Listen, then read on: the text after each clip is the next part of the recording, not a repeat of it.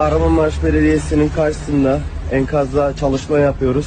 Kepçe geldi böyle duvarlara vuruyor. Bir kadın geldi. Hareket etmeyin dedi. Durun dedi. Çığlık atıyor. Benim dedi 2 tane evladım dedi. Şu duvarı koordinat veriyor resmen. Şu duvarın ardında dedi. İkisini dedi kurtarın oradan dedi. Yalvarıyor bize. Ama yalvarıyor. orada hiçbir şey yok. Kaçıncı gün deprem? Herkes orada hep kepçeyle çalışmalar yapılıyor. Depremin kaçıncı saatimiz? Kaçıncı günü? Bugün yok. 5. günü ne oldu bu? Sonra geldik durdurduk kepçeyi. Afatçılar sağ olsun Allah razı olsun orayı değiştiler. 2 tane çocuk çıktı. Ama makine tutuyor, yaşam belirtisi Yok yok. yaşam belirtisi yok. 2 Allah tane Allah. çocuğu çıkarttılar. Annelerini teslim etmek için annesini arıyor çıkarttık çocuklar diye. Bağırıyor millet. Evet. 13 yaşındaki çocuğun tek dediği kelime benim annem 4 yıl önce vefat etti. Subhanallah ya. Sonra kadın yok ortada. Yok kadın yok. Peki orada ne oluyor? Şaşırmadım yani. Şimdi Burada- abi herkes dizlerini çöktü, ellerini açtı, dua etmeye başladı. Allah'ım.